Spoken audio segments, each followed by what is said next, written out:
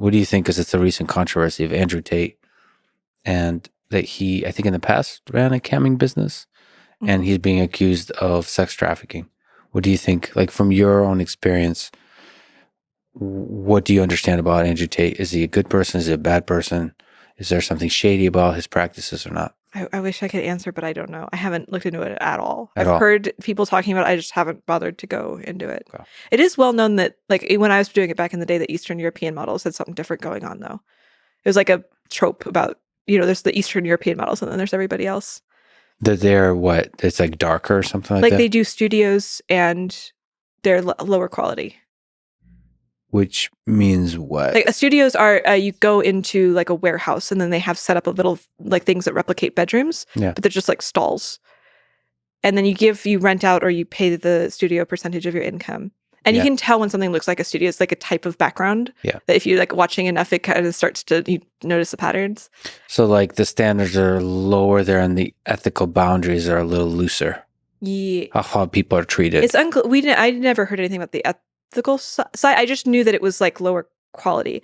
Like the girls seemed like they were less into it and like cared less. How does this all interplay with like sex trafficking? So consensual versus not consensual. I would be shocked if there were never any non-consensual camming. I mean, I guess it's like if it were going to happen, I wouldn't be surprised if it were in fact Eastern European models. Based on this is outdated. I'm just thinking of my stereotypes back when I cammed a lot.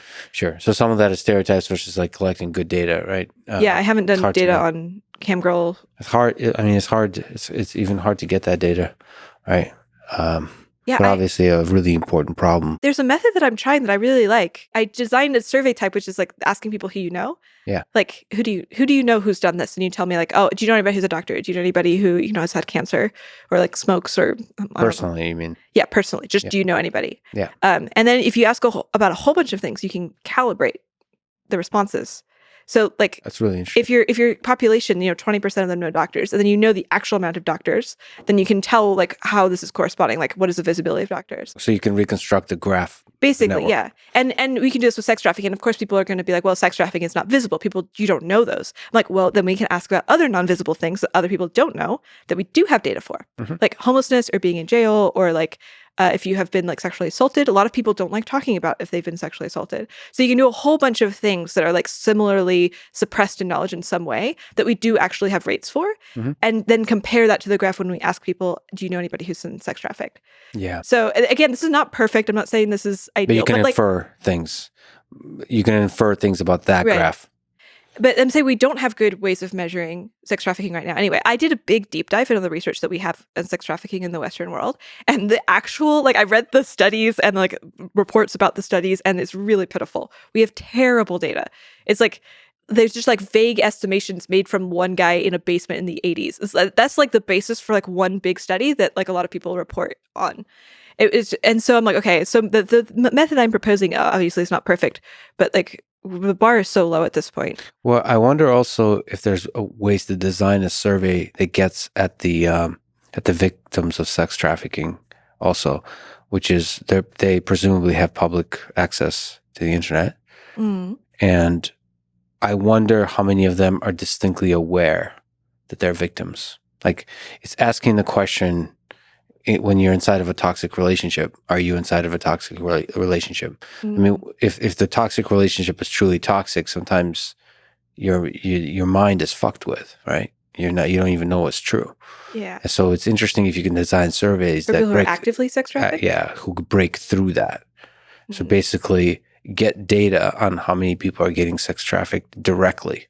Oh yeah, like if you don't frame it, like if you don't say the word sex trafficking, if you're like, are you just in a situation where you'd. And maybe through the survey, I mean, that's very meta, but through the survey, help them. I did this is what started my relationship surveys. So I've done a series of relationship surveys, and that was because I knew somebody in a terrible relationship. And I was like, I bet if she took a survey where she answered questions about her relationship and at the end got a score that compared her to everybody else, she'd be like, oh, wait, everybody else has much better relationships than I do. So that's why I started making the relationship surveys, was exactly for that reason. Yeah, that's really, really, really powerful to know that like you're not crazy for thinking this is a bad relationship. Right. Or I think like the actual question is like, could you do better if you broke up? And I think Ah, that the thing that keeps most people in their relationships is like, this is the best that I can do.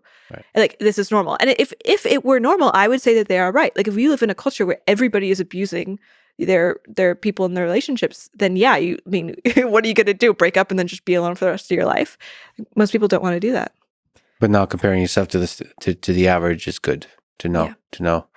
No, your options are. Or at least understand it, because being normal is not always, like this conversation is not always great. Meaning this conversation is anything but normal.